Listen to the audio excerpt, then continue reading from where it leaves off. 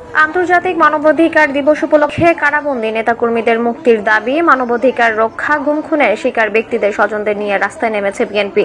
নির্বাচনকালীন তত্ত্বাবধায়ক সরকারের দাবিতে ১.৫ মাসের বেশি সময় ধরে দফায় দফায় হরতাল অবরোধ পালন করে আসা বিএনপি এবার টানা কর্মসূচি থেকে সরে এসে মানববন্ধন কর্মসূচি পালন করছে।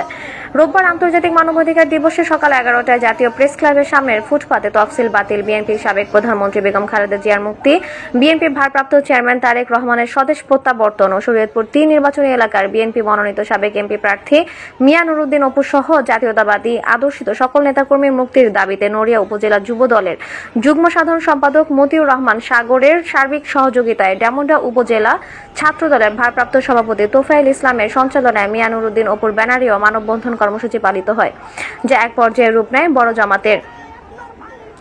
মানববন্ধনের এই কর্মসূচিতে কেন্দ্রীয় যুব দলের যুগ্ম সাধারণ সম্পাদক আব্দুল জব্বার খান প্রধান অতিথি হিসেবে উপস্থিত হয়েছেন। এই সময় অনেক নেতারা যোগ দিয়েছেন যারা দীর্ঘদিন আত্মগোপনে ছিলেন।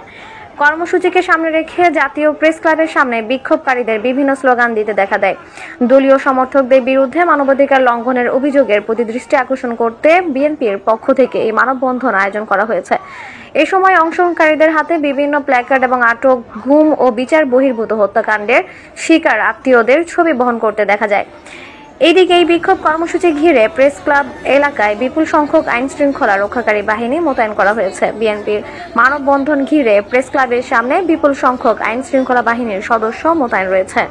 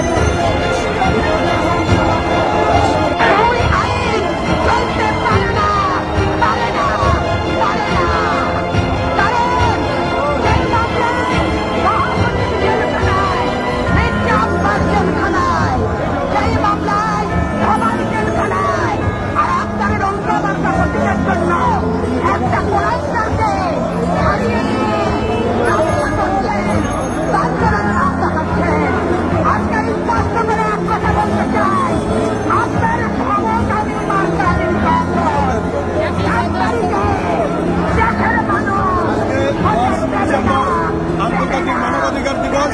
আজকের দিবসে আমাদের অধিকার, এই সরকার মিথ্যা মামলা, খুন এবং অন্যায়ভাবে এই সরকার জনগণের বসেছে। তাই এই সরকারের বিদায়ের লক্ষ্যে এবং এই অবৈধ কার্যকলাপের বিরুদ্ধে আমরা রুখে দাঁড়ানোর জন্য এখানে সমবেত হয়েছি। আমরা এই সরকারের বিদায় চাই, এই সরকারের পতন চাই, এই জন্যই আমরা এখানে সমবেত হয়েছি। আমরা আন্দোলনের মাধ্যমে এই সরকারকে হটাবো এবং সকল নেতাকর্মীকে ইনশাল্লাহ মুক্ত করবো। ইনশাল্লাহ আমরা আন্দোলনের মাধ্যমে এই ফেসিবাদ সরকারকে পতন ঘটিয়ে থাকবো ইনশাআল্লাহ।